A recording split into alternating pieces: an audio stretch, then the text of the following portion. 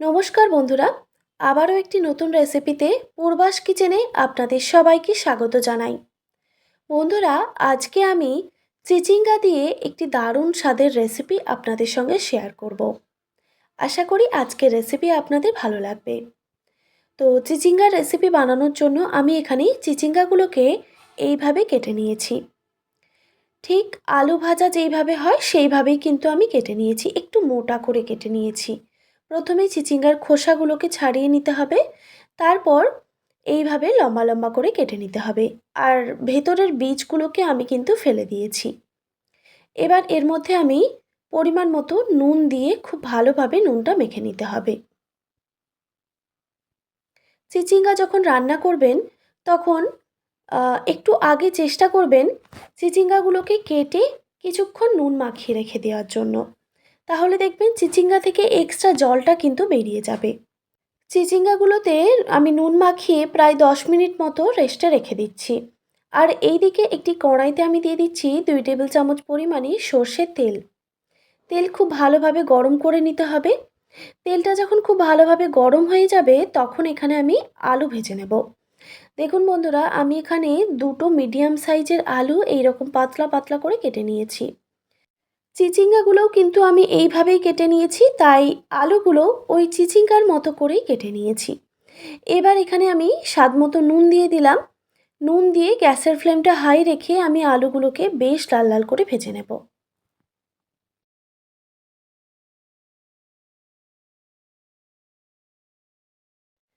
প্রায় 4 থেকে 5 মিনিট সময় নিয়ে গ্যাসের ফ্লেমটা হাই রেখে আমি আলুগুলোকে ভেজে নিয়েছি। এবার আমি আলুগুলো তুলে নিচ্ছি।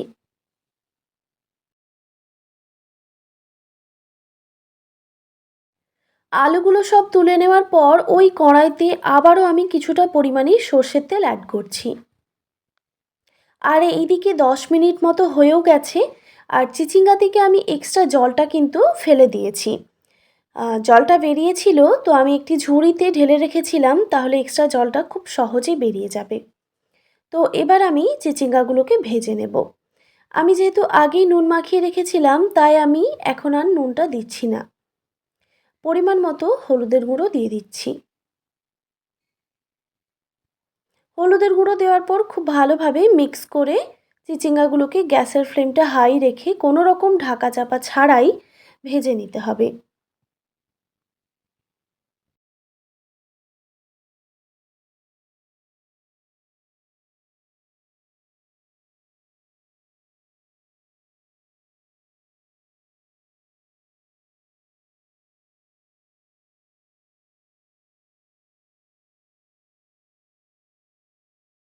গ্যাসের ফ্লেমটা মিডিয়াম টু হাই রেখে আমি বেশ কিছুক্ষণ সময় নিয়ে চিচিঙ্গাগুলো ভেজে নিয়েছি। দেখুন ভাজা হয়ে গেছে আর চিচিঙ্গাগুলো অনেকটা সেদ্ধও হয়ে গেছে। এর থেকে আর কিন্তু বেশি ভাজার কোনো দরকার নেই। এবার আমি চিচিঙ্গাগুলো একটি পাত্রে নামিয়ে রাখলাম। তারপর ওই কড়াইতে আবারও কিছুটা পরিমাণ সর্ষের তেল অ্যাড করলাম। তেলটা গরম হয়ে গেলেই দিয়ে দিচ্ছি একটা তেজপাতা। এরপর দিয়ে দিচ্ছি 1/2 টেবিল চামচ পরিমাণে 5 ফোড়ন।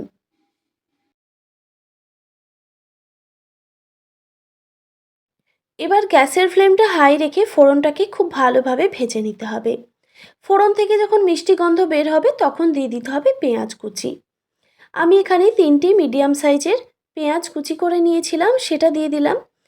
আর হ্যাঁ বন্ধুরা, আপনারা যদি নিরামিষ বানাতে চান, মানে এই রেসিপিটা যদি নিরামিষ বানাতে চান, সেক্ষেত্রে এই পেঁয়াজটা স্কিপ করতে পারেন। এবার পেঁয়াজটাকে ভালোভাবে ভেজে নিতে হবে। দিয়ে দিলাম স্বাদ মতো নুন। আমি যেহেতু আলু আর চিচিঙ্গা ভাজার সময় নুন ব্যবহার করেছি, তাই এখন নুনের পরিমাণটা একটু বুঝেই দিতে হবে। এবার পেঁয়াজগুলো একটু ভাজা হয়ে গেলেই দিয়ে দিচ্ছি ঝালের জন্য 4টে কাঁচা লঙ্কা।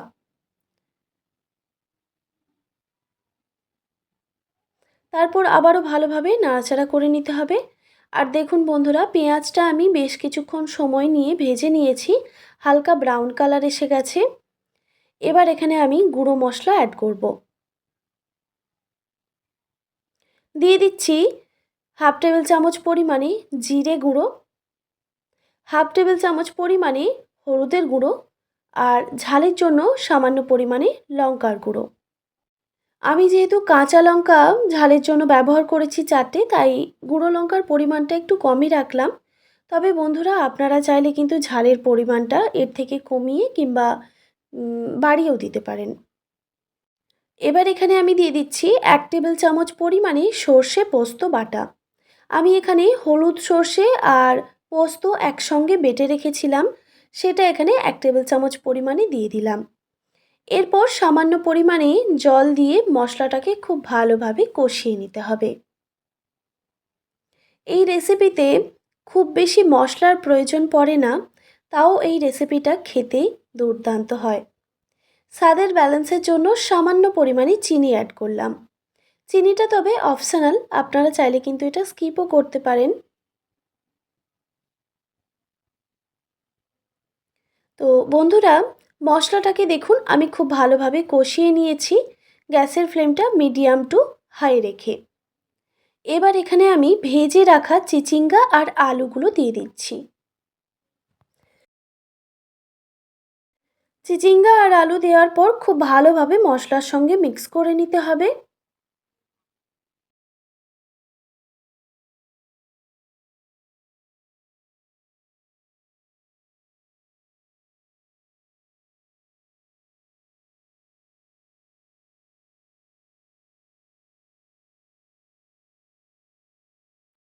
ভালোভাবে মিক্স করা হয়ে গেলে এবার এখানে আমি দিয়ে দিচ্ছি সামান্য পরিমাণে জল। আমি এখানে 1 বাটি পরিমাণে জল ইউজ করেছি। এই রেসিপিতে কিন্তু খুব বেশি জলের প্রয়োজন পড়ে না। আমি চিচিঙ্গা আর আলুগুলোকে একটু সেদ্ধ করার জন্যই জলটা ব্যবহার করলাম। জল দেওয়ার পর খুব ভালোভাবে নাড়াচাড়া করে নিয়ে একটি ঢাকনা দিয়ে আমি ঢেকে রেখে দিচ্ছি প্রায় 5 মিনিট মতো। 5 মিনিট পর ঢাকাটা আমি সরিয়ে নিলাম। বন্ধুরা, 5 মিনিটের মাঝেও কিন্তু আমি আরেকবার ঢাকাটা সরিয়ে একটু নাড়াচাড়া করে দিয়েছিলাম, যাতে সবজিটা কড়াইতে লেগে না যায়। আর এই সময় গ্যাসের ফ্লেমটা আমি হাই রেখেছিলাম। তো দেখুন, আলু আর চিচিঙ্গা খুব ভালোভাবে সুসেদ্ধ হয়ে গেছে। আর দেখুন, এই রেসিপিতে কিন্তু খুব বেশি জল ভালো লাগে না। তো এইভাবেই কিন্তু রেসিপিটা বানালে বেশি খেতে ভালো লাগে। তো আমাদের রেসিপি একদম রেডি। এবার এটিকে নামিয়ে আমি গরম গরম ভাত, রুটি, পরোটা সব কিছুর সঙ্গেই কিন্তু পরিবেশন করতে পারেন। এটা আমি ভাতের সঙ্গে পরিবেশন করছি আজকে। আশা করি আজকের এই রেসিপি আপনাদের ভালো লেগেছে। আর ভালো লেগে থাকলে অবশ্যই একটি like, comment, share and subscribe করে দেবেন। আর পাশে থাকা বেল আইকনটিও প্রেস করে দেবেন। তাহলে নিত্য নতুন রান্নার ভিডিওগুলি আপনাদের কাছে পৌঁছবে। ভালো থাকবেন, সুস্থ থাকবেন। দেখা হচ্ছে নতুন কোনো রেসিপি নিয়ে। আর এতক্ষণ আমার সঙ্গে থাকার জন্য আপনাদের সবাইকে অনেক ধন্যবাদ।